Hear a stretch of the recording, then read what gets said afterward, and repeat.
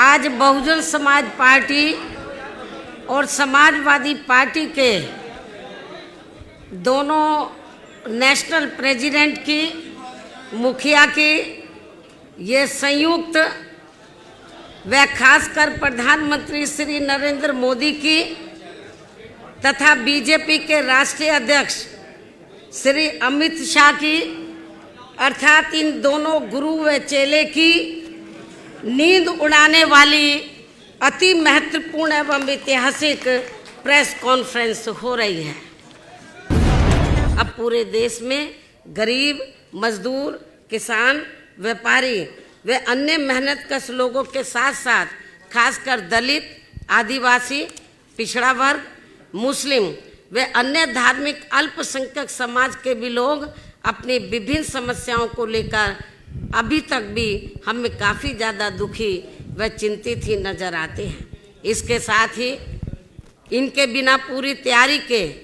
विशेषकर नोटबंदी व जीएसटी के लिए गए फैसले से तो इनकी कमर और भी ज़्यादा तोड़कर रख दी गई है, जिन्हें खास ध्यान में रखकर ही व इन लोगों के हितों को प्राथमिकता देते हुए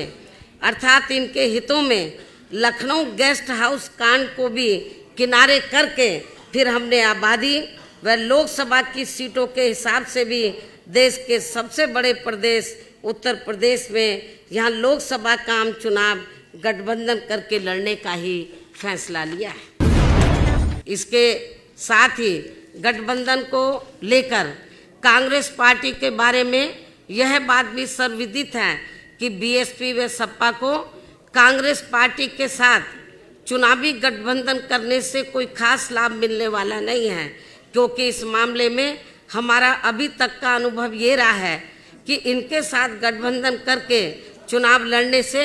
हमें छोड़ी गई सीटों पर इस पार्टी का अपना अधिकांश वोट ट्रांसफ़र नहीं होता है और वह ज़्यादातर बीजेपी व अन्य जातिवादी पार्टियों को ही चला जाता है या फिर जानबूझकर एक सोची समझी रणनीति के तहत उसे अंदर अंदर ट्रांसफ़र भी कर दिया जाता है। जबकि हमारी पार्टी से जुड़ा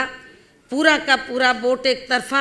हमारे साथ गठबंधन की गई किसी भी पार्टी को पूरी ईमानदारी से ट्रांसफ़र हो जाता है। उत्तर प्रदेश में कुल 80 लोकसभा की सीटें हैं, जिसमें से बीएसपी 38 लोकसभा की सीटों पर और एसपी 38 लोकसभा की सीटों पर मिलकर ये चुनाव लड़ेगी और 2 लोकसभा की सीटें हमने अभी 1-2 और पार्टियों के लिए छोड़ दी है। इनके अलावा 2 और शेष बची सीटें अर्थात अमेठी व रायबरेली, ये दोनों लोकसभा की सीटें हमने कांग्रेस पार्टी के साथ बिना कोई गठबंधन किए हुए ही इस पार्टी के लिए छोड़ दिए हैं। मेरे अंतर्मन में बहुजन समाज पार्टी और समाजवादी पार्टी के गठबंधन की नींव उसी दिन से बैठ गई थी जिस दिन से सत्ता के नशे में चूर भाजपा के नेताओं ने आदरणीय मायावती जी पर अशोभनीय टिप्पणियों करने का सिलसिला शुरू किया था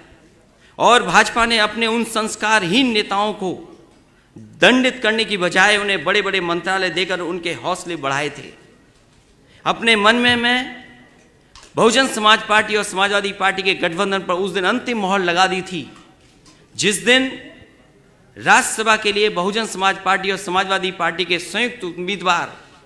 श्री भीमराव अंबेडकर जी को छल, कपट, धोखे और विश्वासघात से हराकर भाजपा के नेताओं ने खुशियां मनाई थीं। बहुजन समाज पार्टी और समाजवादी पार्टी का मिलना बहुत जरूरी था। आपको याद होगा मैंने इसीलिए कहा था कि बहुजन समाज पार्टी से गठबंधन करने के लिए अगर हमें 2 कदम पीछे भी हटना पड़ेगा तब भी हम गठबंधन करेंगे और भाजपा के अहंकार को तोड़ेंगे। मैं एक बार फिर आदरणीय मायावती जी का धन्यवाद दूंगा कि कम से कम आपने बराबर का एक दूसरे का सम्मान करने का काम किया है गठबंधन में। आज से समाजवादी पार्टी का प्रत्येक कार्यकर्ता इस बात को गांठ बांध ले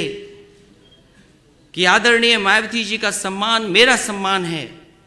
और अगर भाजपा का कोई भी नेता आदरणीय मायावती जी का अपमान करता है तो समझ लेना कि वो अपमान आदरणीय मायावती जी का नहीं बल्कि मेरा अपमान हुआ है। ये सपा और बसपा का जो गठबंधन है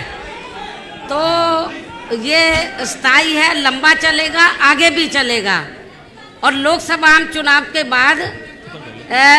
उत्तर प्रदेश में जब विधानसभा के आम चुनाव होंगे उसमें भी चलेगा, लंबा चलेगा, आगे चलेगा, स्थायी चलेगा। आपको परेशान होने की जरूरत है।